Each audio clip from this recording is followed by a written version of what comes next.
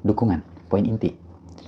Dukungan itu meliputi sumber daya manusia, lingkungan kerja yang kondusif, kemudian ketersediaan anggaran, komunikasi, informasi terdokumentasi, pengendalian dokumen SMAP, dan yang terakhir adalah pengendalian arsip. Ada beberapa langkah yang dapat dilakukan oleh satuan kerja. Yang pertama, satuan kerja harus menyusun standar operasional prosedur tentang rekrutmen tim SMAP. Rekan-rekan kerja silakan membuat secara tertulis SOP mekanisme perekrutan tim SMAP. Yang kedua, yang perlu kita garis bawahi adalah ini. Pegawai yang ditunjuk harus memenuhi kriteria dan kualifikasi yang mumpuni baik dari aspek integritas maupun dari aspek kualitas.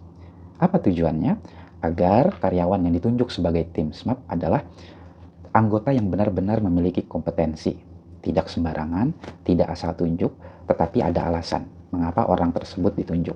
Karena cakap, karena memiliki kompetensi, sehingga dapat mengimplementasikan SMAP pada satuan kerja. Yang ketiga, untuk meningkatkan kompetensi pegawai, maka satuan kerja harus mengikuti dan mengadakan pelatihan. Baik pelatihan yang diadakan secara internal oleh pengadilan itu sendiri atau mengikuti pelatihan yang diadakan oleh pihak eksternal, badan pengawasan misalnya. Nah, pelatihan yang diadakan oleh pihak eksternal, misalnya oleh Bawas, maka satuan kerja harus memastikan bahwa tim SMAP harus membaca semua modul e-learning, harus membaca dan memahami semua kebijakan yang dikeluarkan oleh badan pengawasan terkait penerapan SMAP, sehingga wawasan dan kemampuannya semakin bertambah. Nah, selain pelatihan yang diadakan oleh pihak eksternal, satuan kerja juga harus mengadakan pelatihan internal. Bisa mengundang narasumber dari pengadilan lain yang lebih dahulu telah menerapkan SMAP misalnya, bisa diundang, bisa dimintai ilmu dan wawasannya, bagaimana tips dan trik menerapkan SMAP sehingga sukses, ya, mencegah praktik penyuapan yang terjadi.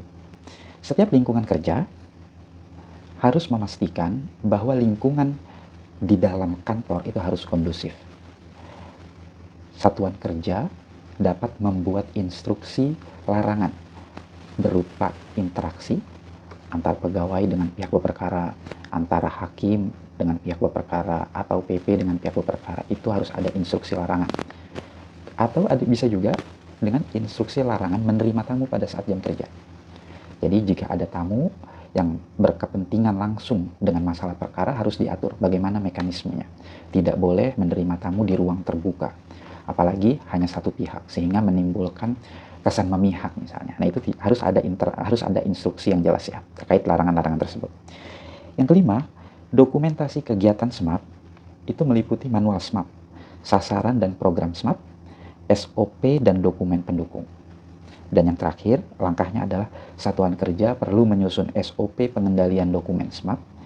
Yang dimaksud dokumen pengendalian di sini adalah manual SMAP yang dapat ditinjau setiap 3 tahun sekali. Kita ketahui bahwa manual SMAP ini dibuat dan disusun oleh tim FKAP, kemudian disahkan oleh manajemen puncak. Apa tujuan dari manual SMAP? Manual SMAP adalah sebagai pedoman agar pelaksanaan SMAP berjalan efektif dan tepat sasaran. Dan tugas dari FKAP adalah melaporkan kepada manajemen SMAP, manajemen puncak, keberhasilan dan progres dari penerapan SMAP. Ada beberapa saran ya. Yang pertama, penyimpanan arsip berupa dokumen SMAP itu harus rapi dan aman dari segala bentuk kerusakan maupun kehilangan. Lebih baik lagi, seluruh dokumen-dokumen SMAP itu dialih mediakan secara elektronik. Jika terjadi sesuatu, misalnya kebakaran atau bencana alam misalnya, dokumen SMAP tetap ada.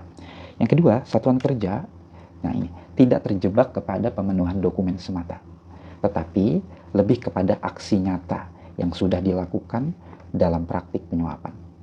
Jadi, saran saya, ketika satuan kerja menetapkan SMAP, maka yang harus ditekankan kepada seluruh karyawan adalah bahwa SMAP ini adalah aksi nyata, aksi konkret, bukan sekedar pemenuhan dokumen yang sangat mudah untuk dimanipulasi. Bukan itu, tetapi aksi nyata yang sudah kita lakukan agar praktik penyuapan tidak terjadi pada satuan kerja kita.